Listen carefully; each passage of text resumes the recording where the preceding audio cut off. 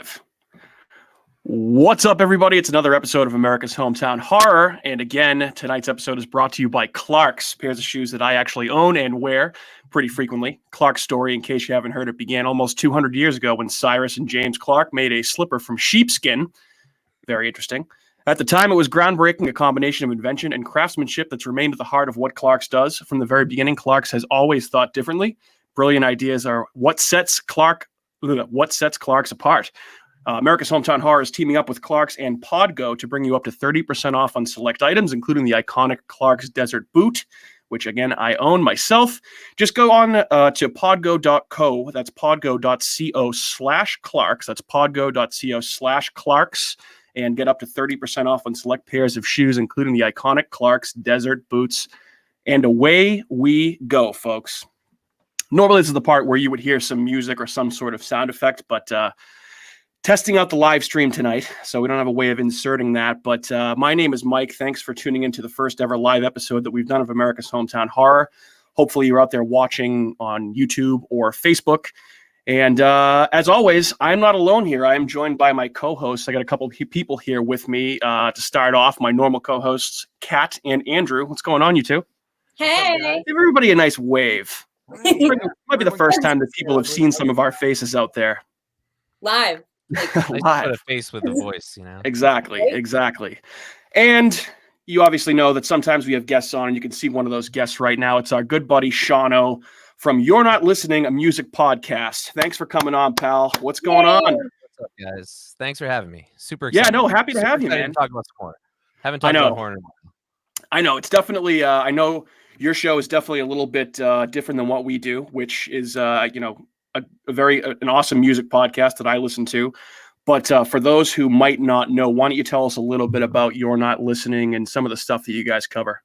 Sure. So You're Not Listening is a music podcast. We talk about specific songs. So the basic story behind it is I was raised by a DJ. My dad was a mobile DJ my whole life, and he knows music really well, and he forced music down our throats. And it was, growing up, it was always, hey, have you heard this song? Let me tell you why this song's awesome. Let's talk about it. And let me talk about, you think you don't like this song, but let me tell you why I do. These are the little things that I noticed. And we would have these really long kind of involved conversations.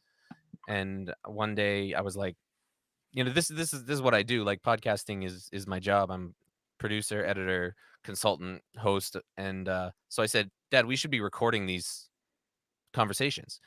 And he said, no one wants to hear that, but you'd be surprised. I think we have some pretty interesting conversations. So what we do is every episode, I bring a song to the table. My dad brings a song to the table. We listen to it together, and then we just talk about it. And we go through the song and talk about what makes it great and any personal stories we have with it.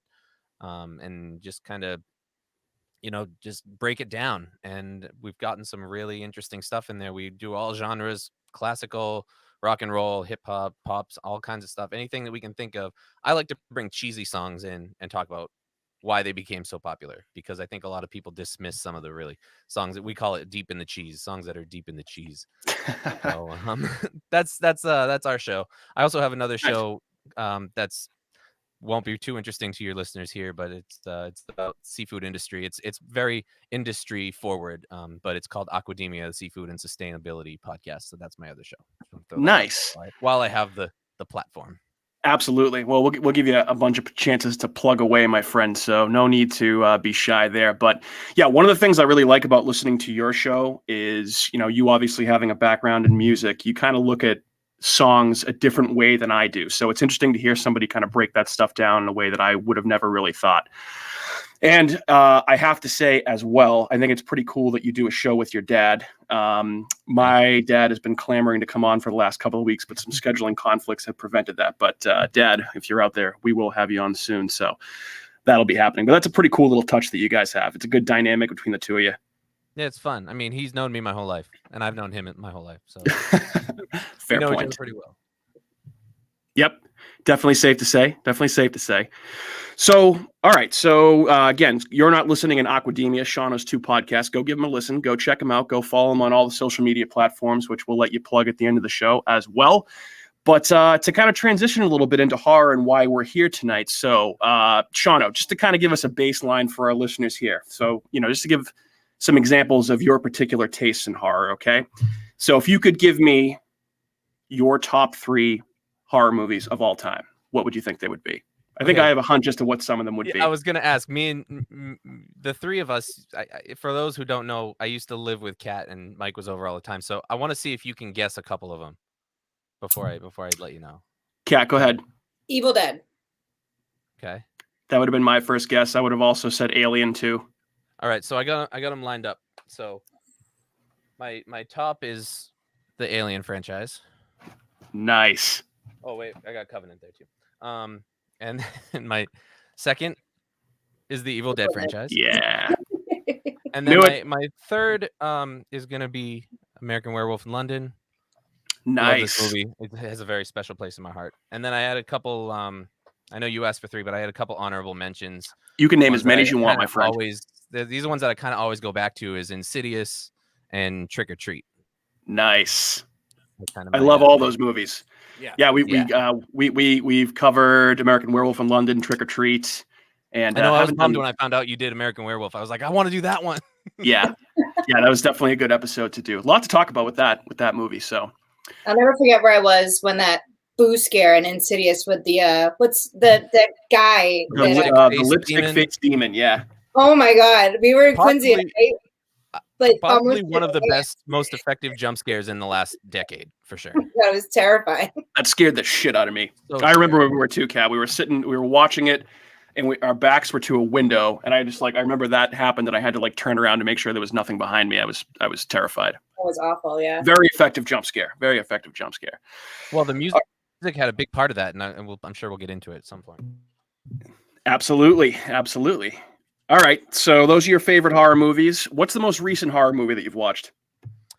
Most recent horror movie, I had to write it down because I couldn't remember what it was called. The most recent horror movie that I watched was Gehenna. Okay. Where it's called Gehenna, Where Death Lives. It was not great. I was going to say I've never heard of that one before. It's one of those movies where horror movies are easy to make. Good horror movies are hard to make. This interesting concept, but the script was a little all over the place, and the characters tried a little too hard. The actors tried a little too hard. So yeah, I wasn't crazy about it. There was some weird time travel kind of stuff that didn't really work that great. I think that was kind of the big surprise at the end was there's this time loop or something, and yeah, it wasn't great. Okay, where'd you find that one? Not a high recommendation from me. Fair enough. Okay, and then I guess this kind of you might have already talked about this particular movie when you're mentioning some of your favorites, but what is the scariest movie that you, Shauno, have ever seen, my friend? Okay, so I knew you were going to ask this too. The scariest movie, when we say the scariest movie for me, it really has to do with when I watched it and what movies scared me the most when I first watched them. And I think the movies that scared me the most were Cujo, Salem's Lot, and The Ring. But the most recent movie that actually scared me and it made me need to watch a little Family Guy before I went to bed was the Babadook. Babadook is horrifying. That movie's so scary. Yeah, I watched that one. It was Sam was out at class or something at night, watched it at night, went to bed right after, laid in the dark for a few minutes and was like, I think I'm going to watch some cartoons before I go to sleep. Absolutely. Yeah, there's definitely a few movies you watch. For us, it's you got to throw on some Always Sunny in Philadelphia or Family Guy or Letterkenny or something. Yeah, for sure. And I know Kat can relate to you on The Ring there too. Yep. Yeah, I watched The Ring. I think I was in middle school, and we had to stop it, take a break. And I remember I owned The Ring on VHS, and I remember that was the scariest thing ever because I was like, oh my gosh, I don't even own it on DVD. I actually have the videotape of it. That's pretty awesome. Anything you own on VHS, that's definitely that's a classic. You got to hold on to those. Those are going to come back in style and be worth something someday. Retro VHS tapes. All right, cool. Good stuff, you guys. Good stuff. All right, so we'll keep moving on. Thanks for all that, Shauno. You guys want to get into some other stuff before we hop into what we're here to talk about tonight? I'm sure Kat's eager to get into the news. Well, the news we should get through pretty quick. It's not a ton, but I guess, so as I kind of mentioned, so generally we kind of cover some stuff that we've watched over the last, however long between when we last recorded. So, just a couple things that popped into my mind off the top of my head is that Kat and I kind of had a little bit of a true crime binge over the last week, and we went through, and I think in a matter of about 2 days, it looks like we lost Shauno here. Hopefully he can jump back on in a second. Where are you, Marco? Hello. I think he'll probably jump back on. Yeah. But yeah, Kat, we had a chance to do the Elisa Lamb, the Cecil Hotel documentary on Netflix, and we also got around to the Night Stalker documentary on Netflix that Andrew, I know you've recommended pretty highly. Oh yeah, that was so the better ones I've seen. So Kat, I guess I think we both liked them a pretty good deal. Did you have a preference of which one you liked better out of the two? And I guess it just give your thoughts on the two of them. Ooh, preference. So I don't know. I guess I think I liked the Cecil Hotel a little bit better. I don't know though, because they're both really good. Honestly though, I had no idea that all of that was based on American Horror Story season hotel was based on the Cecil Hotel, which is kind of cool. I had no idea, but I feel like watching that documentary just made me like cringe. But also watching Night Stalker made me cringe too. So I'm like kind of torn there with which one was better or worse. But neither one of them I really had any idea about before we watched it. I kind of went in totally blind, it was nice for me because then I just kind of learned all this information. And then I was like, hey, I watched this documentary on the Cecil Hotel. And people were like, well, what's that? And then I'm like, oh, and then I watched the Night Stalker. But a lot more people knew about the Night Stalker documentary and all of that serial killing more so than when I mentioned the Cecil Hotel. So, yeah, I thought both of them were awesome. Yeah, I agree. The Cecil Hotel one was... Is it Cecil or Cecil, one of the two. And I think we got Shauno back. Are you out there, bud? Oh. Nope. Oh, no. I think he's having some technical difficulties. Oh, he said his internet crashed. He'll be hopping back on in a second. But yeah, Cecil, one of the two, whichever it is. I mean, I knew a little bit about the Elisa Lamb situation, going into watching that documentary, and I feel like I was still blown away at how much new information. Like I had no idea about where it was actually located on Skid Row in Los Angeles, and I feel like that kind of played a huge part in the story. And I think while it was it probably could have been an episode or two shorter. They didn't need to make it 4 episodes, but I was intrigued the entire time. And the Night Stalker documentary was this is just one of the most evil people on the fucking planet.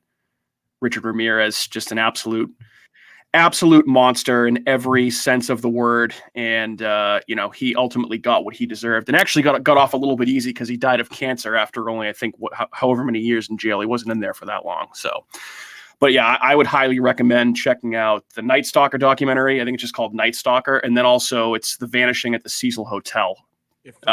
Both of them awesome. And actually, so one of our listeners Both just made an excellent point. And Shauno, we got you back here, right? Can you hear us?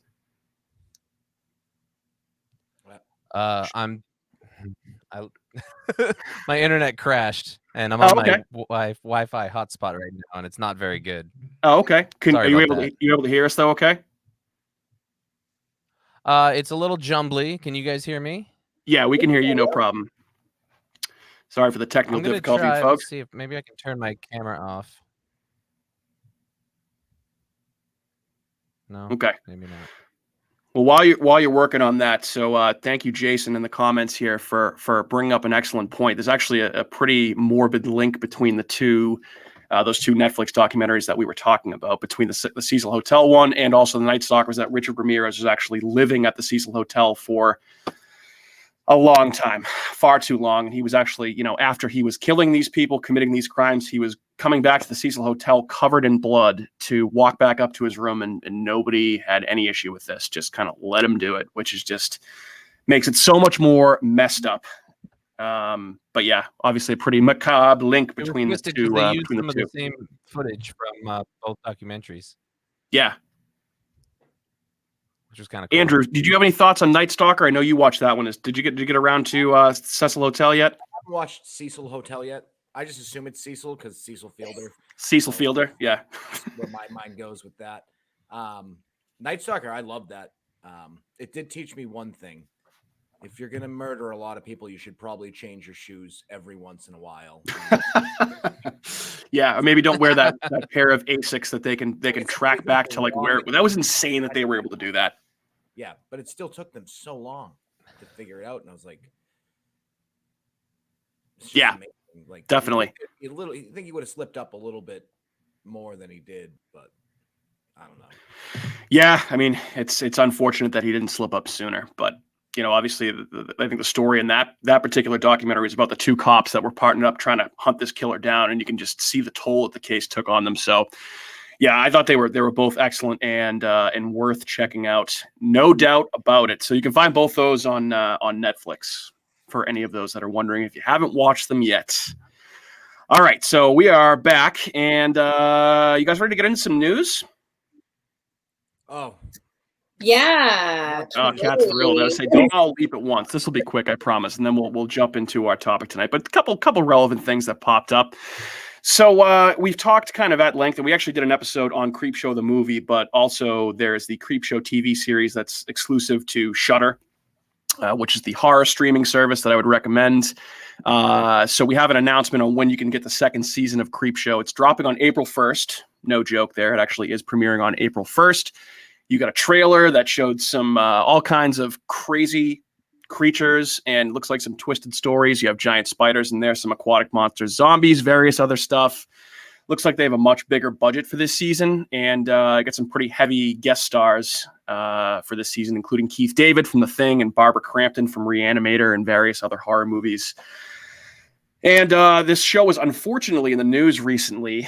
So it's come to light over the last, I'd say, probably 2 or 3 weeks that Marilyn Manson is not a great guy and is a pretty big scumbag. And he was actually supposed to star in an episode of this new season of Creepshow that was starring him and Molly Ringwald. And they actually cut the episode from the season, obviously, given the allegations that have come to light against him. So I don't think that episode will ever see the light of day. But, obviously, Shauno, I ask you, do you have Shudder, and have you ever seen Creepshow, the TV series? I don't have Shudder. I love the movie, but no, I don't. As do I. I don't have Shudder. I've been really interested in. I've heard a lot of good things about A Discovery of Witches on Shudder. I don't know. Yeah, that pops up in the feed there all the time, but I've never actually watched that. I've heard good things about it, but I don't. I have every other subscription service. I can't afford to pay for one more. Right. Yeah, that's true. Well, everything's streaming now. Now you have Discovery Plus, and there's the Paramount one that they advertised the shit out of during the Super Bowl with all those commercials that eventually led to them everyone ending up at the top of Paramount Mountain, which was actually kind of cool commercials. But yeah, so Kat, Andrew, I know we've watched a few episodes of the Creepshow TV series. In for more Creepshow TV? Yes, yay, nay, thumbs up. Yay. I wasn't 100% like into the show on Shudder, but eventually, I'll probably find one or two that I like. I liked it. I thought it was all Is right. it like the movie? Is it like similar to the movie? Yeah, kind of the feel, that kind of campy feel. Yep. Yeah. Yeah, so very, very reminiscent of like EC horror comics, Tales from the Crypt, that type of thing. But they brought the creep back. It's a nice looking animatronic creep, and there's lots of crazy stories in there. Kat, I know you were a really big fan of the Christmas episode. Yeah, I loved the Christmas episode. Yeah. I watched it like 3 times because I even tried to watch it with Andrew one time, and Andrew was like, "Nah." I don't even remember this. Yeah, see, exactly. That's why you're like, "Nah." Hey, you can't remember everything. I can't remember everything. But yeah, so Creepshow Season 2 coming April 1st. If you have Shudder, I'd recommend go checking it out. Next news topic. One of the most interesting directors working today has come out with some awesome films. That would be Edgar Wright, who is famous for Shaun of the Dead, Hot Fuzz, Scott Pilgrim vs. the World, and the upcoming horror film Last Night in Soho. And let the Stephen King renaissance continue, my friends. Edgar Wright is directing a reboot of The Running Man that is going to be coming out, I think, at some point in 2022. And obviously, there was the. Is that going to be funny? Is it going to be? I'm sure it's going to have some humor. It's actually one of so King wrote this under one of his pseudonyms, Richard Bachman. I actually never read the book, but I feel like given the tone, it probably will have some comedy elements in there. And I feel like if there is going to be that type of vibe, Edgar Wright's a pretty good director to kind of tap into that. What do you think, Shauno? So the tone of the Arnold movie, is a lot. It's a lot more silly, and the story is a little different. You know, in the book, he goes all over the world. He travels. He's constantly on the run. It's not like he's in like a small area that they're coming after him. So I feel like it would be really good as a longer running series. But you know, I hope he kind of goes with the storyline from the book a little bit more and gets as much as I love to see like the opera singer killer guy come after him. You know, I think I'd like to see him stick to the book a little bit more. But I also think that The World's End is one of the greatest movies ever made. So if he goes down that road, I'll be happy with it as well. I love that movie. That's an underrated Edgar Wright movie. What any of the Cornetto collaborations he's done with Nick Frost and Simon Pegg are all phenomenal. So you can't really there's not a miss in there. But yeah, I'd be excited to check this one out. Andrew, Kat, what about you guys? Oh, I would definitely watch this, like 100%. Because, like you said, the Simon Pegg. Did you watch the TV show? We were talking about it not too long ago with Nick Frost and Simon Pegg. What was it called? Truth Seekers. Yes, that was really good. So I actually haven't watched that yet, but it is on my list. And I did see, unfortunately, that it did get canceled after the first season. I thought it was good. Seth turned me on to that, and I watched it in like 2 days. And yeah, it's silly, fun, but it's serious. You know, got that kind of culty feel to it still.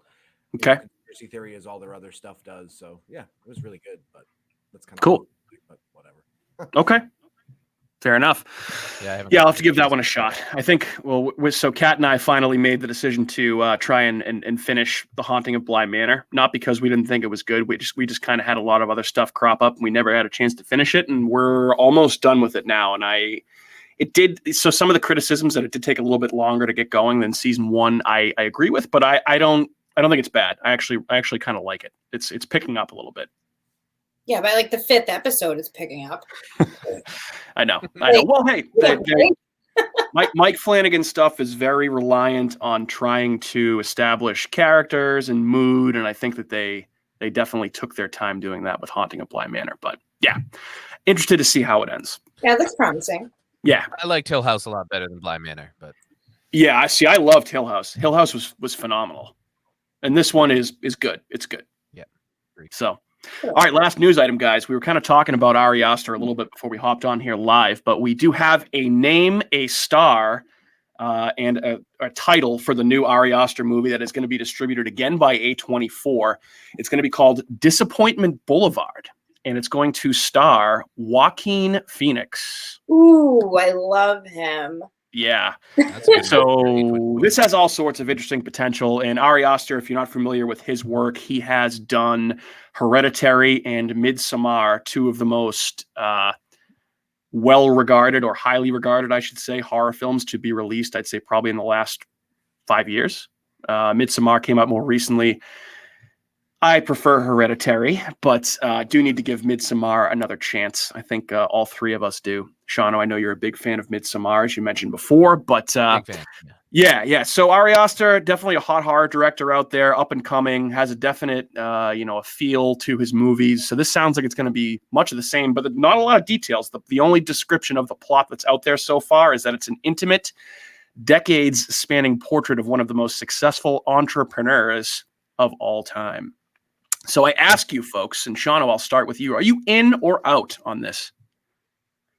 I'm sure it'll be gloomy and depressing and violent. Yep. And probably really good. Yeah, so I agree. I'm in. Well said. I'll see Mr. it when Andrew. I get a chance. Oh, I'm 100% in. Same. I mean, odds are, like Shauno just said, you'll probably need a shower after you watch this movie just to get the filth off of it. Anything with Joaquin Phoenix or Joaquin. Yeah,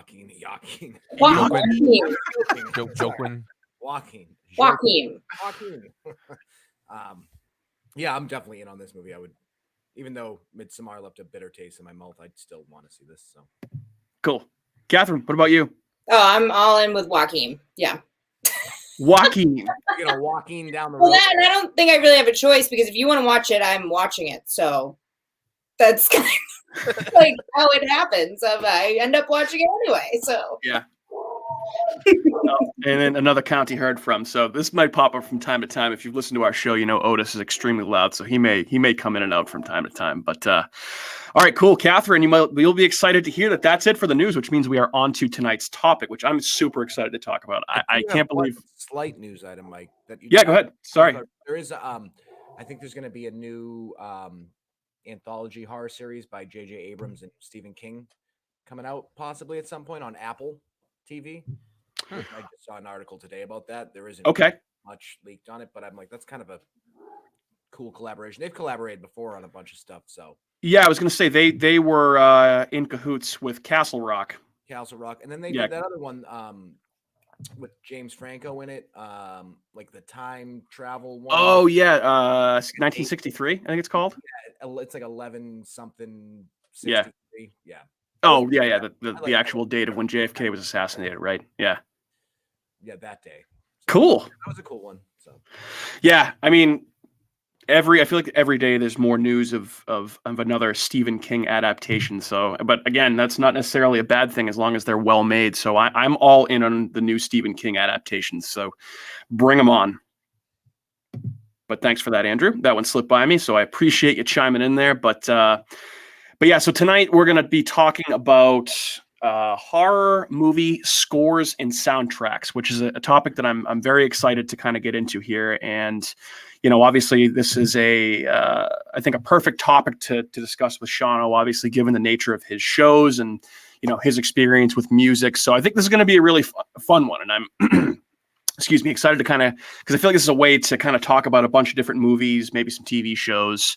And, you know, we do cover music from time to time in some of our deep dives into movies, but we've never focused specifically on music for an entire episode. So, you know, I think music is an essential part of horror movies. It can add tension. It can build dread. It can be used for jump scares, like the scene in Insidious that we mentioned earlier in the episode. And it can certainly be the difference in the way a particular scene is perceived by the audience. So you know, when I mentioned something like that, a movie that kind of came to me when I was thinking about this earlier was a movie like Get Out, right?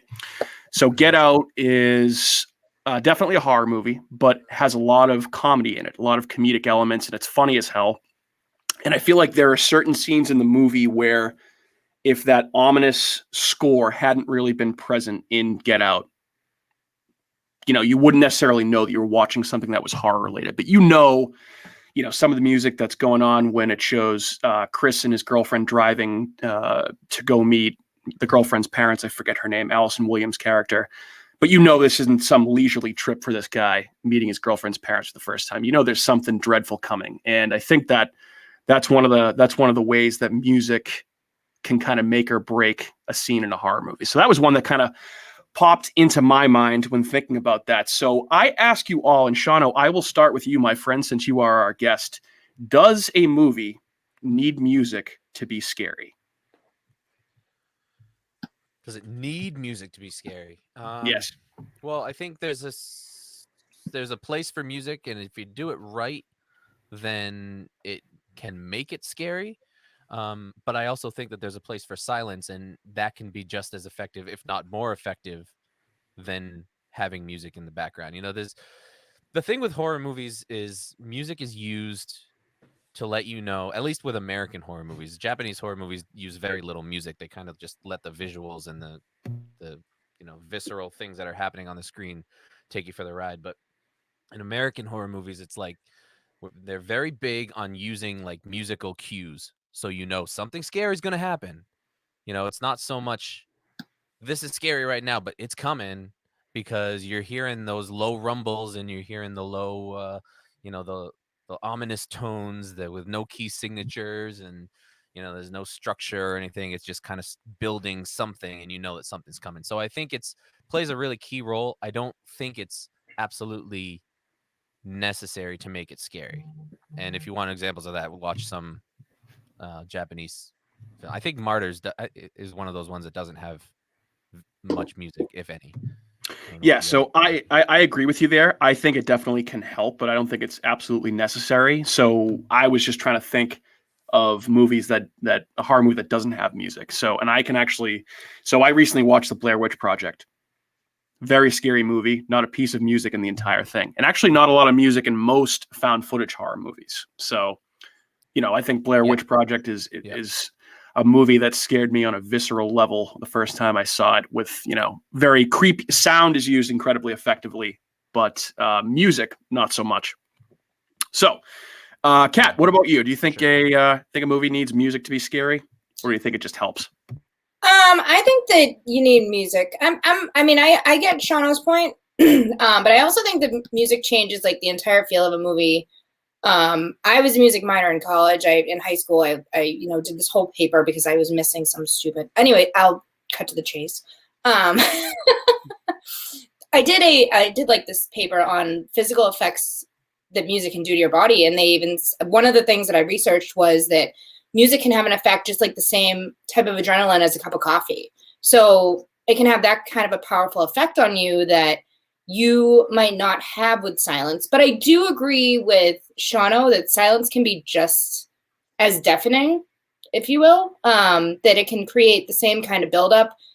Even in we'll get to other like more specific examples later, but like kind of taking a break and having silence and then having music after it, following it up, I think is way more effective than just silence for the entire movie. But I mean, as you just mentioned too, at the Blair Witch Project, like there's no music.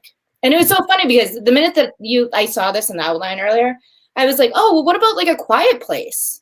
Because there's not a lot of, and then I was like, oh, wait a minute. Nope, there's a soundtrack to that. Yeah, I was going to say, I think that one does. It's very, very little sound, but it does have some music, I think, at least. It does. That's one of those ones that uses those kind of just low tones to kind of just have something constant going in the background. And what they do is they use really low tones because, the human brain is your lizard brain is designed to think, okay, high-pitched things, small, not scary. Low-pitched things, big, dangerous, stay away from it, right? So you're getting these really low tones that aren't in any specific key. The notes don't really match up, so you get this kind of clashing. It just feels unnatural, and it makes you feel uneasy. And so in a lot of horror movies, especially during quiet scenes, you're going to see a lot of that. It's not music. You can't really call it music. It's just these low notes that are kind of floating in the atmosphere that are going to make you feel a little bit uneasy. They're going to make you feel that anxiety as it builds up into, the big scare or the cat scare, Yeah. And I had whole notes. I had in my notes, the whole, getting into music theory and like consonance and dissonance and the way that things resolve back together. And I was like, I should not go into that much depth in this podcast because it's like, I'm right there with you, Kat. I got a whole page of notes on that. I know. Stuff. I was like, just in case it comes up. You certainly can. Feel free to go off on a tangent. That's far outside my realm of expertise. Yeah. So, all right, Andrew, what about you? Your thoughts, my friend? I think in general, you do need music in a horror movie to make it scarier or build that dread and that sense of just, dread, and it makes you feel uncomfortable, disturbed. Like you said, though, too, most found footage movies don't have it. Like Creep, there's really no music in that. Yeah, Creep definitely doesn't. You expect it in those type of movies, so you're not really looking for it. But I think that what sets apart the best horror movies is that score from the music. It makes a huge difference. Like if you could just if it has bad music, it just feels like a cheesy movie. Whereas if it has it doesn't even have to be like that great of music, just those atonal notes that Kat loves so much. And did my whole thesis on atonality. What's that? Did my whole thesis on it. No, you were talking about that restaurant, and I want to go to that restaurant last night. Oh man, yeah. Should start that. I would love to go to that psychopath atonal restaurant. Yeah, Shauno that was right around the time I was living in Weymouth, so I was like crazy grad school, like building weird things, and it was right around. I do remember that actually. Yeah. You lived in the right. If you were doing anything on music, you lived in the right house because I think everyone in that house except Minnie was a musician. So yeah, yep. Yeah, Jesus, I felt like a fish out of water in there. That was a very musically inclined house, definitely. Between you, Sully, and Oz. Yeah. So, All right, cool. Good stuff, you guys. I'll ask you this, Sean. I'll start with you again, and we'll just kind of keep that same rotation going. But is there a movie or a TV show where the music kind of grabbed you before the plot did? Like the music was the thing that stuck out to you the most? I think so. I have a list of like legendary or iconic scores, and that kind of leads into that. Like, I think a really good example of a movie that does that is The Shining. Yeah. With the opening scene with the car, the helicopter shot where Yeah. they're driving up the mountain, and you just hear that bomb, bomb, bomb, like Yeah. That whatever. main title theme in The Shining is one of the And that's best. one of the only, like, there's not a lot of music in that movie either, I don't think. Well, so when I was looking up, so I wrote down some stuff for The Shining just because I think the music in it it's minimal, but it's incredibly effective. It is effective for sure. Yeah. So there were actually only 2 pieces of music that were written for The Shining, and Kubrick opted to use a lot of classical music from composers instead of having an entire new score written. So, but the exception to the rule there being the main title theme, which is just called the main title theme for The Shining. And then in addition to that, there was another song written called Rocky Mountains. So it was written by Wendy Carlos. Both those songs were written by Wendy Carlos and Rachel Elkind. But yeah, I agree. Like that opening montage over the credits of The Shining it does such a good job of setting the tone and the mood for that movie. It has that sweeping, synthy, ominous feel with like those like screeching, like low pitched, almost like chattering voices. And it just makes the opening of The Shining that much more terrifying. So that's a good one. I'm glad you brought that up. It grabs you for sure. Yeah. So one that it's not a movie, but one that I thought of where the music was the first thing that stuck out to me. And Andrew, this will be no surprise to you. I mean, who the fuck would I be kidding here if I didn't bring up Stranger Things?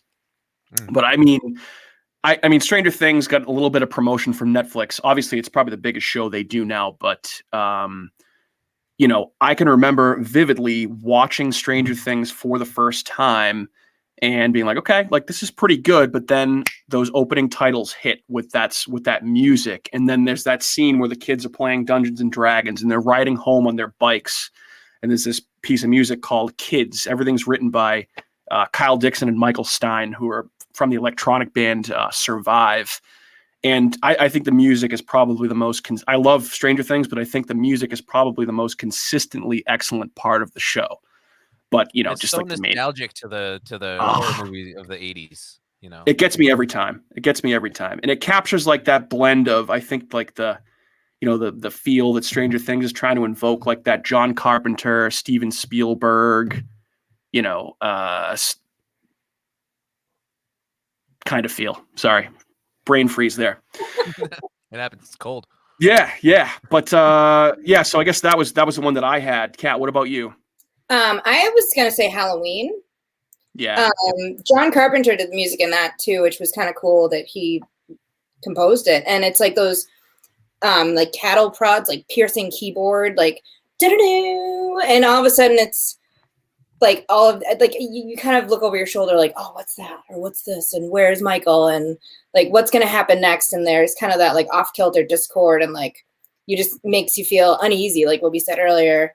I thought that Halloween has definitely, and even like the beginning credits with the whole pumpkin and the do do do do, like that's Halloween. And that's, I mean, even Mike, that was your ringtone over the fall season. I mean, yeah, every October it's my ringtone. Yeah. Well, the Halloween song is so relentless too, because it's that do do do do do do do do do do do do. It just doesn't stop. It's going the entire time, and it's it's the same feel. They're using that to build up the feeling of being followed, and that someone is constantly watching you and coming after you and following you, because it's just nonstop. It works really well to build that anxiety. Yeah, and I mean, probably the most iconic score in all of horror movies, I would say that, or maybe Jaws, or a couple of other movies pop into my mind that I'm sure will. Shower scene from Psycho. Yep, Psycho, say The Exorcist, but I don't want to step on anyone's toes if any of those movies were anybody else's. Well, Exorcist, I don't know if you guys know that the theme in Exorcist is actually called Tubular Bells. It's just a song. It wasn't. I did know that. Yeah, that is a 26-minute long song. Wow. And it's like full of wacky synthesizers and weird sounds, and it gets very 80s at one point. Definitely listen to it at some point if you have 26 minutes that you can dedicate to actively listening to that song. It's really super interesting, and if you watch, there's a video of them performing it live on YouTube. Super interesting. But that's a song that was written by some group. I don't know who they're called, but It's awesome. it works perfectly for that. Like you can't picture that movie without that song, and you can't hear that song without picturing that movie. They're married so closely together, even though they began as separate things, which is pretty cool. Andrew, what about you, my friend? Did you have a movie or a TV show where the music was the first thing you noticed? Well, you took Stranger Things from me. Which Sorry. I'm surprised you didn't mention it, because there's nothing that invokes nightmares for me. It must be from when I was a kid and my dad would be watching it and I could just hear it. And it was the haunting music of Unsolved Mysteries coming on. Oh, that's a great one. There's something about the intro to that. It's just so good. Something about Angela Lansbury and Unsolved Mysteries. So it's just watch a horror movie and then it's just like, this woman couldn't find her dog. No, but it's fun. That's a good one. Unsolved Mysteries is a great one, and also the X-Files too. The X-Files, that music, right when it was on, I was pretty young. That used to scare me big time, because I remember my dad used to watch the X-Files for a period of time. So that was another one too. So can I talk a little bit about one other one? Actually, yeah. Kat, you'll appreciate this one, Kat. This is where we'll get a little nerdy, Nice. music nerdy. So I want to talk about Twilight Zone theme. Another great one. Right? That is one of the most like insanity inducing songs you could hear. It just drives you crazy. It makes you want to like chew your skin off, right? Yeah. So that was very specifically written that way, and it's pretty cool how they wrote it. So the main melody of that is actually a regular melody. It's the same melody as, you know, that song Heathens? Yeah. All my friends are heathens. Take it. Yep. That's 21 Pilots. It's the same melody as the Twilight Zone. Ah, good catch. I never even noticed that before. Yeah, so I think that's in E major. Let's see, what is it? It's in E major. If you don't understand what that means, don't worry about it. Basically, what that means is if you're playing that melody, you can play any note in the E major scale and it will work. It'll sound okay. They play a harmony note over it. With every single note, they play one note that's a B minor, which is not in that E major scale. And it creates this really bad dissonance. It's like if you're watching somebody play music and they play a wrong note and they just keep playing it over and over and over again, it's going to drive you absolutely nuts because it sounds so wrong and so off. But it's like they're not giving up on it. They're going to keep doing it until it sounds right, and it's never going to sound right. And that's how that song was written. It's intentionally written with notes in different keys to just drive you nuts, get in your ear, and just like pick away at your brain until you start to go crazy. And it's perfect for a show like the Twilight Zone. So I found that super interesting. I think that's really cool. Yeah, I never knew that. Yeah, I love the Twilight Zone. That's an awesome show, and the music is obviously one of the most iconic parts about it. Probably that and Rod Serling's narration, but I never knew that before. Tubular Bells was Mike Oldfield that came in. Mike Oldfield, that's right. Is that your dad? That's his station. Your dad answered on Facebook. Yeah, my co-host. Thanks, Dad. Nice. What's up, Jim? Thanks for tuning in. Maybe we'll cover that song on our show sometime. Maybe that'll be a Patreon episode because it will be super long. 3 hours. Yeah. All right. So I think we kind of have talked about a lot of different stuff so far here, but you know, one of the things that we wanted to do here is just kind of go around the horn and just give a little synopsis about, you know, some of your favorite horror scores. Let's see if we can each do two if time permits. Obviously, I don't want this to go too long. But with that being said, listeners, so yeah, Kat, I'll let you start with this one. I get to go first. Oh yeah. So, I already mentioned Halloween. I hate to take this from you, Mike. Well, I have a few. I have a list of a good number of them. So if you wanna go ahead, just give us one, and we'll go to Andrew after that. Okay, Jaws. Yeah. So John Williams. And the beautiful thing about Jaws is it's only 2 notes. It's dun dun dun dun dun dun, and it just plays faster. That's like the main theme of the song. And it's just so creepy that you know that you associate those 2 notes with the shark coming. It's like, it's insane. Yeah. It's so simple, but Spielberg it's thought he so was joking. effective. Yeah. When he showed him that score, when he said, "Oh, this is what we're gonna do. We're gonna play this," and he just doo-doo, Yep. doo-doo, and he's like, "You kidding me?" And he thought he was joking, and it ended up working perfectly. Yeah. So that's my first round. Yeah, I mean, obviously an iconic score and will never not remind me of that giant shark and the movie that probably scared me the most out of any movie I've ever seen in my life and why I'm afraid of deep open water. So yeah, and the music is obviously great in that. And there's obviously like, there's the main title theme, but I'm thinking about so just like one scene pops in my head in particular, but like the scene when Hooper is down diving underneath the boat and the corpse of Ben Gardner pops out of the boat with one eye missing and he's all, gross and dead. And there's a nice little piece of shocking music right before that happens that makes the jump scare even more effective. So yeah, Jaws is a great one. Good call, Catherine. That was on my list, but I figured that somebody else might take that. So I did come prepared with Way others. to take the softballs, Cat. I have more obscure ones. I was ready to go like last because that's usually I never go first. I wanted you to have the opportunity. So Thanks. you're welcome. Andrew, your turn, my friend. So this is no particular order, right? We're just kind of... Yeah, just give us whatever one you feel like riffing on to start with. I would be remiss if I didn't choose Phantasm. Ugh. She's like, I can't stand that when we stop talking about it, but it's just so 80s and it's just such a good... I don't know what it is about it. Maybe I'm just obsessed with that movie and I should seek therapy, but the soundtrack for that movie is so good. Like that, it might be better than the actual movie itself. So I'm not too sure, but it's just, I don't know what it is. If you haven't seen Phantasm, I recommend watching it. I don't. And go listen to our episode that we did on Phantasm. Phantasm. I can't even I don't even have like an explanation as to why I find that soundtrack so good. It's just very upbeat and catchy, and I don't know. There's just something about it. Hey, sometimes stuff just clicks with you, so understandable. I had a feeling that you might pick that one. Yeah, I'm not surprised. I'm sure Kat knew too. Well, yeah, because you pick it for everything. It's like it's get enough recognition. Like, who's your favorite villain? It's the guy from Phantasm. Like the tall man. Who's your man. Like, I mean, come on, get some variety going, will you? That soundtrack, hey, Phantasm song. The man likes what he likes. He's a man of particular tastes. He loves him some Phantasm, some Angus Scrim, some silver balls. Jam session. Reggie jumps out of the ice cream truck and just start playing that song with the two guitars. It's so good. Yeah, it is a good score. It is definitely, the music in that was definitely very good. I can remember that for sure. Mr. O'Loughlin, you got one for us? Yeah, I have a few. Trying to decide. I mean, some of the older movies had really good scores because they had a lot more presence. The music had a lot more presence back in like the Universal Monster days and stuff like that. The music was used to tell, and even back, especially movies like Nosferatu, silent films were driven by music. But I think the Hammer films had really good scores.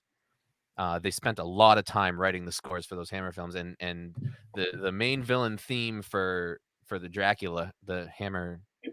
I don't know if it's which Dracula film it is. That's the Christopher Lee Dracula, I think, right? Yeah. And there was a specific theme that they had every time he showed up on screen, and it's a really, really cool theme. It's very, like, once you start watching the movie, it's really recognizable. And I thought that's kind of cool. So I just want to call that one out. Old school. Awesome. What about you, Michael? All right, so I'm gonna take one here that I'm sure probably you guys had on your list at some point, but I feel like it is a movie where the music is such a piece of the movie, and that's It Follows. So, yeah, I mean, It Follows is a fantastic movie already, but the score, which was written by a guy named Disaster Piece, is, it kind of does a good job of invoking that, that retro synthy 80s feel that they're going for, but it kind of takes that vibe, that John Carpenter-ish vibe, and takes it in a more modern direction. And it was already, like I said, already an excellent scary premise for a movie, with a lot of it's open for interpretation, a lot of the movie, but the music is consistently excellent. It just creates a vibe, and it lends to that, kind of grungy, lived-in suburban dystopia that the movie's going for, like just, being stuck in the suburbs with this crazy, creature chasing you around wherever you go. And I thought that the music in that, gave the movie a whole other element, if you will. Have So you guys yeah, covered big that fan one of the It on your Follows show? soundtrack. Yeah, It Follows is actually one of the first movies that we did. I think it was our third episode. We did that one twice. Cool. Yeah, movie. we had to restart that one. We tried to record on New Year's Eve, and let's just say that we got a little too ahead of ourselves there, I'd say. We may have hit the wall. Yeah. Yeah, Yeah. after a couple of scorpion bowls, like thinking that's a good idea. Like, Yeah. cool idea. Well, that, and so that, going out getting Chinese food on New Year's Eve, that's what a lot of people do. But then in addition to that, coming back to our house and then watching the entire movie before recording while, continuing to imbibe on New Year's Eve doesn't necessarily lend to a product that many people we felt would want to listen to. So yeah, we had to redo that one, and for a bit at least. It was an aggressive idea. Yeah, for sure. But hey, we were new at that point, so I think we've learned a few things. But all right, Kat, you got another one for us? Yeah. Actually, so one of my other ones, I don't know if it really counts as a horror movie or not. It was actually one of my picks for the draft of like not scary. I forget what the non-horror movies. Was Requiem for a Dream. Does that I'll allow it. Yeah, go ahead. Mm-hmm. So actually, I Pretty follow horrifying. this. Yeah, it's a pretty scary movie. Oh, it's very dark, very dark. I mean, it's not really a boo scare kind of traditional horror movie, but like the whole premise of it is pretty terrifying. So I have this whole like Spotify playlist of top movie soundtracks or whatever, and one of their winter summer overtures, and it's very creepy. The whole thing is just very like their whole song. If you look up their soundtrack for this movie, every song is just like another creepy thing. It's very like do like it's Clint Mansell and the Kronos Quartet. They composed the whole soundtrack, and it's awesome. It's very creepy, very kind of like how Shauno said, the like kind of rumbly bass, but then also has these kind of like higher notes above it that kind of create this layered feeling that makes you just feel really uneasy the entire time. Yeah, those high screeching, drawn out string kind of thing. Yeah. Yeah. Cool. So that would be my second one. Can I do a bonus one? Sure. Let's do everyone else first, and then we can do a few, because I think we have a few more here that we can do. So, all right, Andrew, what else you got, my friend? So I was torn on my second choice. It was either going to be Sinister or Hellraiser, and interesting enough, it was the same guy that did both. Christopher Young was the composer for both of those, but I ended up going with Hellraiser just because it's just so haunting and orchestral. Is that the word? Did I make that up? Is that a word? No, that's a word. That is okay. And it just builds up throughout. Like it's very thematic and almost lyrical in the music that comes with it, and it builds up to every scene. So I really like that part of it. And then Sinister in the same aspect, it was the fact that, see, I just threw my bonus one in here without even asking. Boo, Andrew. Boo. That's how you roll, so it's okay. Yeah, no worries. But it was mostly the during like the snuff films, like the creepy, just weird. It wasn't even music; it was just like noises and sounds, and just made me feel very uncomfortable. Like if there's music that should ever go with snuff films, it's that music. And like that guy, that just goes to show his range. That guy that composed both of those, because they're both opposite ends of the spectrum. I feel like as far as music goes in a movie. So that's why I picked Hellraiser, definitely, because that movie's awesome anyway. So yeah, but Hellraiser music is awesome, but yeah, I like that you included Sinister there, because I remember the music that you're talking about for those snuff films, particularly the one, again, another insane jump scare that got me good. It obviously gets Ethan Hawke very good, his character, when he's watching it, but the lawnmower part with that needle drop that they have before that happens, that caught me off guard. That got me pretty good. Shauno, want to go for another one? Yeah, I know it's kind of cheesy to pick, your favorite horror movie, but I think the title sequence for Alien is absolutely gorgeous. It is awesome. It's not scary. It's just wide open and just beautiful. I don't even know how else to describe it. It's just a really beautifully composed song. Yeah. I love the music in Alien as well. And so I actually recently had replayed Alien Isolation. You ever play that, Shauno? Or I'm sure you've probably heard of it as a huge fan of Alien. No, I haven't played it. I've been planning on getting it. It's pretty cheap now, but It is, yeah, because it's a few years old. I don't really have a lot of time to play video games, so I haven't. I know you get the little ones, getting it yet, but understandable.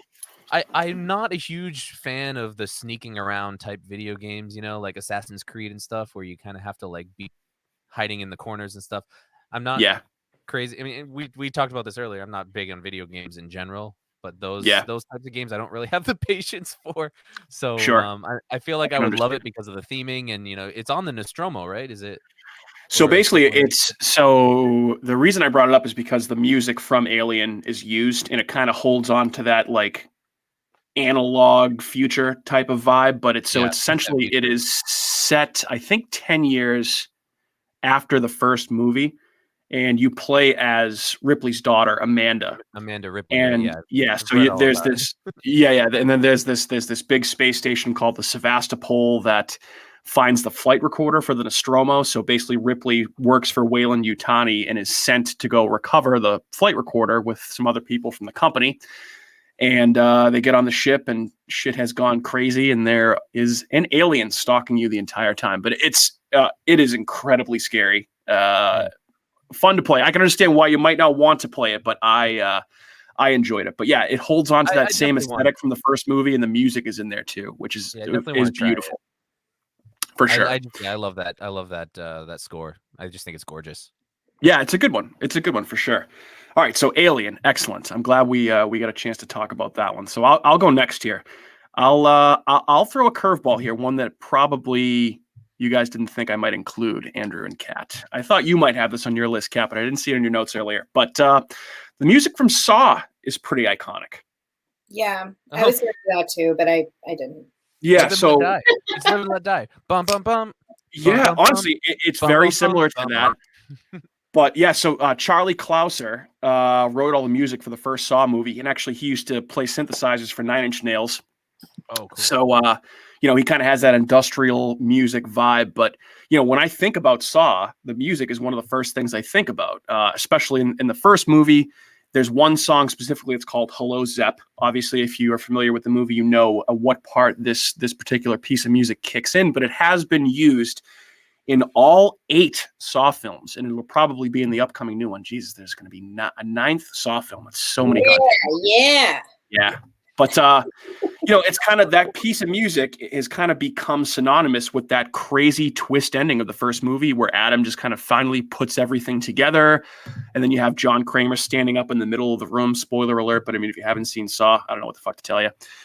Slams the door. End of movie. But I thought that was a very iconic piece of music that just kind of, there's something to be said for that movie when you see it for the first time and you finally figure out what's going on. And I feel like that movie enhances the feel of that particular scene in an awesome way. So yeah, I had Saw for one of mine. I like it, Mike. Cool. That's a good pick. I got a couple more I could talk about. Do you guys have any more? I know Kat, you said you had a bonus, right? Yeah, my bonus, which it's kind of funny because I don't actually think I've seen this movie. I may, but I couldn't really pass up. I was looking at different scores today and kind of researching different things, but the composer caught my eye because he was one of my atonal guys when I was doing my thesis, was Candyman. So Philip Glass was the composer for this soundtrack. And I did actually listen to a lot of the soundtrack, the score today. And it's a very creepy mix of an organ, chanting. There's this wistful piano, and I would never pass up the opportunity to say glockenspiel. So, so yeah, Candyman was my bonus. Glockenspiel is a very funny word to say, so I don't begrudge you for passing an opportunity to say that word and talk about Candyman. Candyman's a good one for sure. Kat, you like that movie? I can't say I remember the music. I don't think I've seen it. I don't remember. If I have, it's been a very long time. I've seen so many movies. I'm just they are in and out. I don't remember. They're in and out like the brain cells in your head. Yeah, exactly. Yes. Yeah. Sorry. Anybody else get another one they want to cover? Andrew? Yeah, I was Shauno? going to say Friday the 13th. Oh, Yeah. very good. Very iconic. Yeah. I got a one more too. I don't know. I'm surprised no one brought it up yet. Gone with the chlorophyll, my friend. From Us. Yeah. Ooh, yeah. They manipulate. I got 5 on it throughout. That it's so good. Like the scene when she's down in the tunnels or wherever she is, and they're having their little battle with her doppelganger there. It's like, it's so good. I love that. I don't know if you guys know which So part. cool. That movie. I had to watch that movie yeah. like 4 times before I started to understand it. I still don't fully understand all of everything with it. That movie is crazy. I love it. I actually think I like it. I Real might good. even like it better than Get Out. Oh, it's way better than Get Out. Yeah, Jordan it's good. Peele's awesome. His movies are great. He's another guy that's just it's so exciting to see what he's going to bring, because I mean, he's just hit 2 absolute home runs with those first 2 movies that he did. So yeah, good call on Get Out. Kat, I'm actually surprised, or excuse me, on Us. Kat, I'm surprised you didn't bring that one up, because I know you love I Got 5 on it. I do. I really like that song. Yeah. That's a great scene too in the car, when they're driving Yeah. the car. The song comes Oh, on. yeah. Really, really well done scene. Absolutely. So in the comments here, our friend Anthony Landry, your ears must have been ringing, my friend, because one of the things that I had, if we had a little extra time, was going to be The Thing, which we covered The Thing in a recent episode, but one of my all-time favorite horror movies. And the score is done by Ennio Morricone, I believe is how you pronounce his name. He's an Italian composer. He did a lot of spaghetti westerns, but it's so minimalist, but so great. And it just builds an insane sense of dread.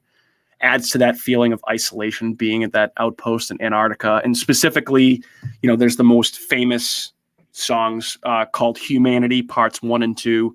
Part 1 is what plays over the opening title credits when you see the spaceship kind of crashing in Antarctica. But the part 2 is when you get that dun dun, and it just is very, very low, very minimalist, like I said. But it's a phenomenal score. And The Thing is a movie that I will talk about given any opportunity to do so.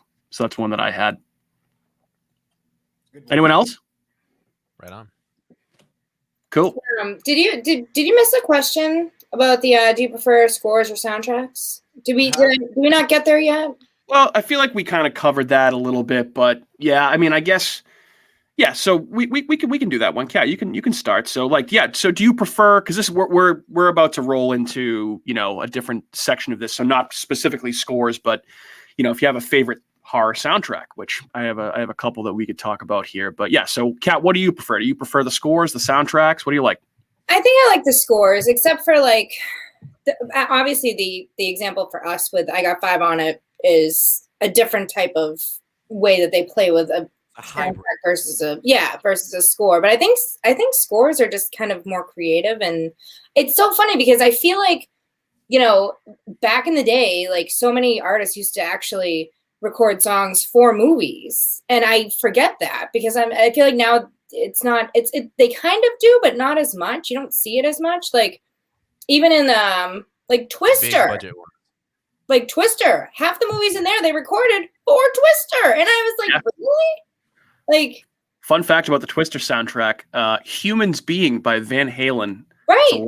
The last song they actually recorded together as a band, Van Hagar. They broke up shortly after, and it was a direct result of that song. There was some disagreement and infighting in the band between how that song should have been written, which I think that song's great. But yeah, actually, Twister has an awesome soundtrack. Oh yeah, but it's kind of backwards now. I feel like a lot of directors just pick songs to go with movies instead of creating songs for movies. Yeah, it's rare. It's definitely rare when you get songs that are recorded specifically for movies nowadays. Yeah. But Shauno, what about you? You have a preference between scores and/or soundtracks? So yeah, I kind of have a pretty strong opinion about this. I prefer movies to have a really good score. I think it really it adds to the piece of artwork that a film is, to have a good score that matches up with it. But I think if you can pull off having a soundtrack, having songs that are actually songs, if you can pull it off and you got the right genre and you got the right feel for your movie, it's really super effective. And My favorite example of this is American Werewolf in London. Yeah, that's a Fantastic good one. soundtrack. And we have talked about this on You're Not Listening on our first Halloween episode. What's really cool about American Werewolf in London is all the songs in it. It's funny they didn't even use the song Werewolves in London, which would I be know so that we talked about that on our American Werewolf one episode too. Yeah. all of the songs have to do with the moon. They have something to do with the moon. Moon Yep. Dance, Bad Moon Rising, Blue Moon. It's all moon themed songs. Every song in that on that soundtrack, which is super cool that he chose to do that. And where they place those songs in the movie are damn near perfect. I told my dad, I think the scene where he's like in the nurse's flat and he's bored and they're playing Bad Moon Rising right before he changes for the first time. I think that's a near perfect scene. I just think it's just done so well, and that song is so perfect for that. And it's funny, and it just works really well. So if you can have the right feel for your movie, the right genre where it's kind of like horror comedy, if it works, or if you can work in a soundtrack that works really well, then it's super effective. A lot of times in these lower budget horror movies, they'll do that. They'll use like indie artists and they'll put in like some heavy metal songs and stuff because it's like they're trying to cram this like tough, dark death metal type feel in, and it just feels so cheap, and it just does not work. But some movies do it really well. I mean, Rob Zombie does a pretty good job in some of his films of adding a soundtrack, but if you can do it right, it's really good, but I definitely prefer scores. That's the long story long. Yeah, no, I agree with. So I'm actually not even a huge fan of Zombie's films, but I am a fan of his music, and he does strike a good balance. But I think that was very well said. I am inclined to agree with you there, that I think scores are more important, but if you can find that good balance of, songs and score, I think that's a huge element to any successful film. Yeah, and Andrew, the other thing is, when films that generally have like a really good score, or they don't have a lot of songs, but they incorporate some songs, like I Got Five on it, in Us, and a lot of times some of these really creepy movies, they're using really old songs. For example, in Insidious, they use what's that creepy song in Insidious? Tiptoe by the window. Tiptoe. Like that was a real song back in the day. Like that was a song. Yeah. And it's now when you listen to it, it's so freaking creepy. It is so scary. It is so perfect for that scene with the lipstick face demon when he's doing his little sewing machine, whatever he's doing. Oh, it's yeah. like it's perfect for that scene. It works so well, and it's so creepy. So like if you can choose the right song and put it in the right place, you'll nail it. But it's not easy to do. Or like Mr. Sandman on Nightmare on Elm Street. Yeah, that's another good one. Excellent points. Andrew, what about you? Do you have a preference? I prefer, as far as horror movies go, it's a score.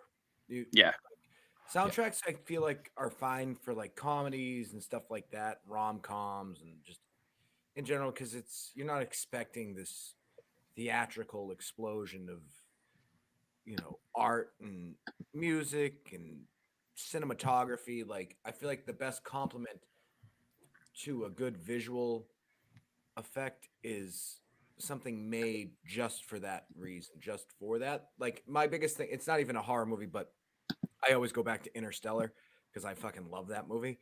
And that score by Hans Zimmer evokes such emotion from me when I'm watching that movie that it makes that movie a lot more dramatic than it probably really is.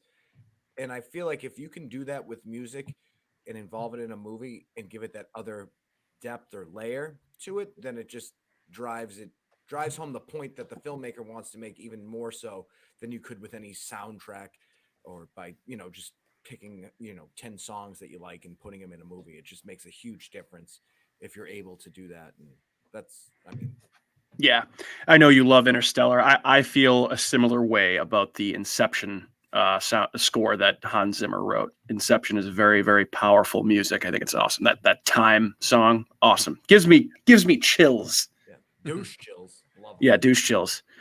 All right, so let's talk a little bit about soundtracks here, Kat, because I know you have some good ones here for this. So Obviously, very stark difference between the two. I do agree. I think we're all in agreement that scores are probably more important if you're looking for horror. It looks like some of the people watching agree with us as well. Anthony, a score is the ultimate concept album. The evolution of soundtracks have led to them being a direct marketing piece as opposed to complementing a film. Extremely well said.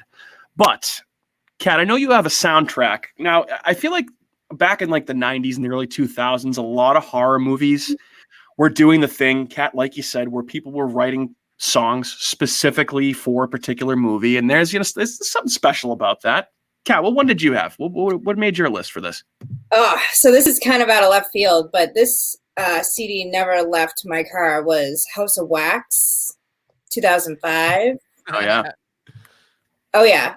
There's Disturbed, Deftones, Manson's on there. I mean, I would blast that CD in my car almost all the time because the bass in it was awesome. But I mean, all this, like every single song was great. I loved it. It was great. I mean, the movie was okay. I mean, yeah, not a classic. Who doesn't want to watch Paris Hilton get murdered? But I mean, yeah. But it was awesome. Apparently you do. I mean, the one thing that I remember from that movie is the scene where someone reaches up from the floor and cuts the Achilles of someone. Oh, that is literally the only thing that I remember from that movie. That stuck with me. I felt that. Ugh. Oh yeah. That was bad. Yeah. Yeah. That is a good soundtrack though. I looked it up today when you sent it over to me, and that's some good tunes. Good tunes. Yeah, totally. Queen of the Damned.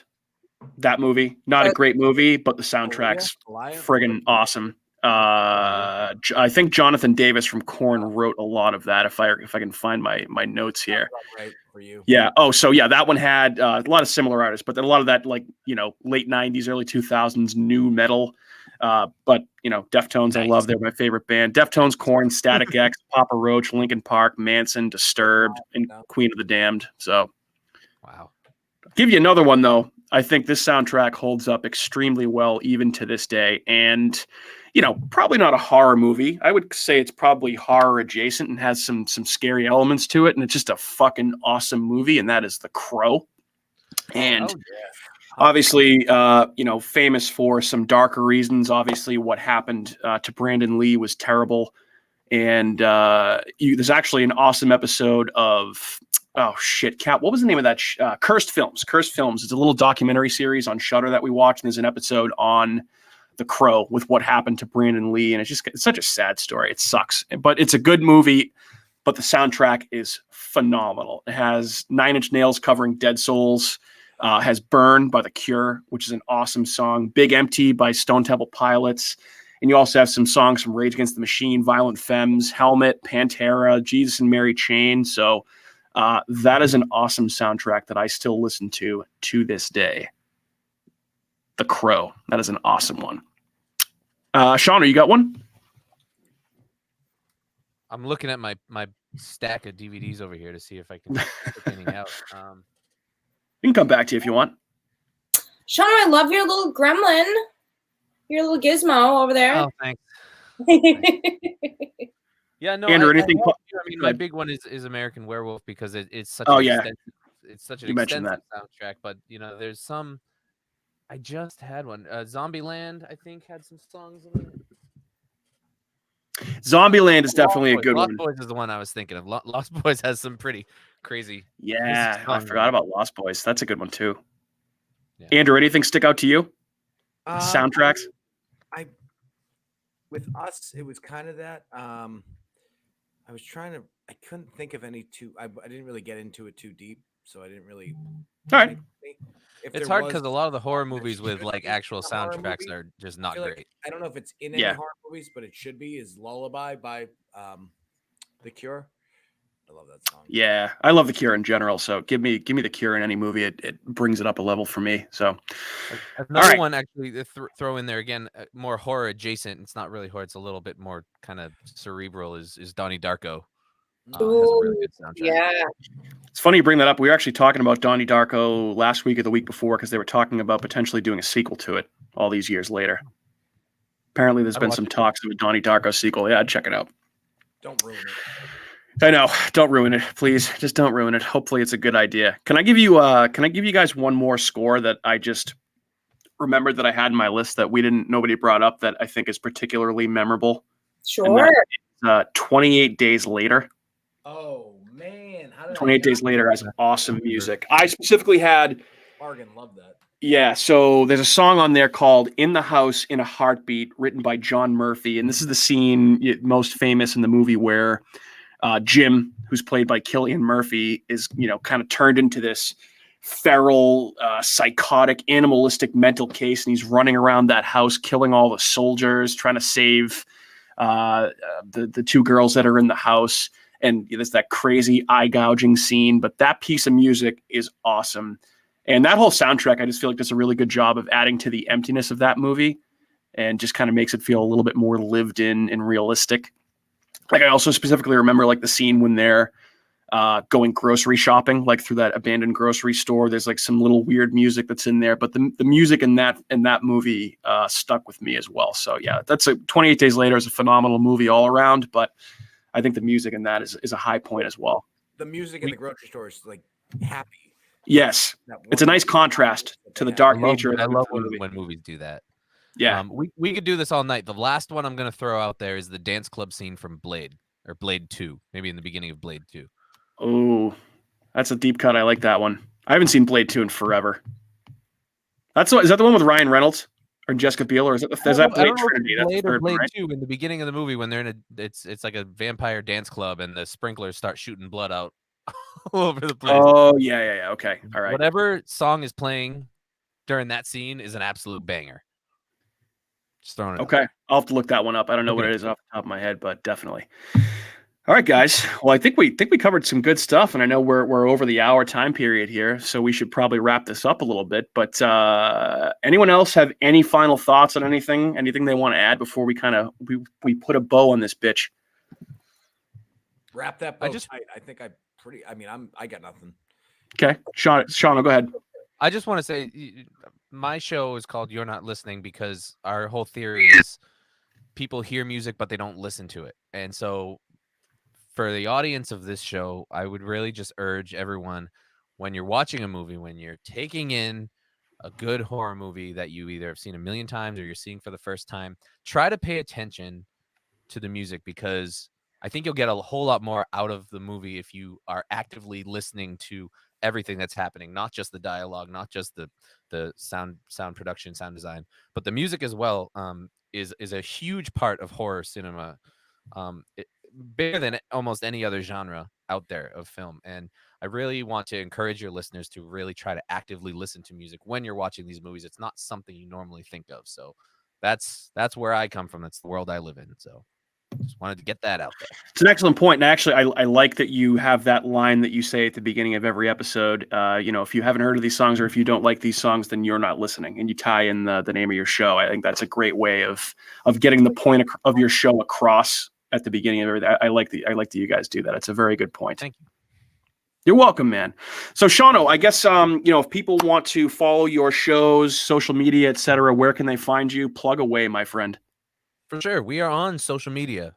We are on Instagram and Twitter at YNL Podcast. YNL stands for You're Not Listening. And if you can find us on Facebook, we're just the name of the show, You're Not Listening, a music podcast. If you want to email us directly, you can email us at notlisteningpod@gmail.com and search for us on wherever you listen to podcasts. Where podcasts are podcasts, we are there. Subscribe, rate, review, leave us a note, and check it out. I would highly encourage that you guys go and do that. Check out Shauno's show; it is phenomenal. And I would say that's a great point. I always forget to bring it up at the end of our shows, but reviews are probably one of the best things you can do for any podcast. So I would say if you have time to drop us a review on iTunes or wherever it is, or drop a review for You're Not Listening, anywhere that you can review us, it would go a long way. But here's where you can find us on social media. You can find us on YouTube and Facebook. Just go on there and search for America's Hometown Horror. And you can tweet at us at Hometown Horror. And you can find us on Instagram at Hometown Horror Pod. And you can also drop us a line at hometownhorrorpodcast@gmail.com.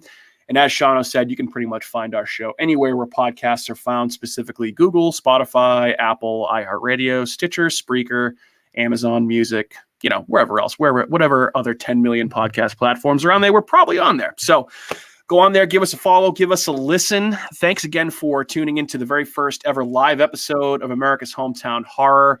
I think it came out pretty great, and I'm happy with everything that we discussed. I think this is a lot of fun. Good topic. And Shauno, thanks again for hopping on, man. Love to collaborate with you again sometime soon. Thanks for having me. Let me know when you're starting to gear up for Alien Day, because I'm on board for that. Yeah, that's definitely going to have to happen. So that'll be in April, and we'll get you back on. And hey, I'd love to talk some music with you on your show too. So we'll talk. Absolutely, man. All right, folks. Sounds good. Thank you, Kat. Thank you, Andrew. Thank you to everyone who watched live and commented. Say goodbye to your listeners, folks. Give them a nice wave, huh? Bye, guys. Bye, Shauno. It was good to see you. Nice meeting you, Shauno. Bye, guys. Good to see you too. Thanks for having me.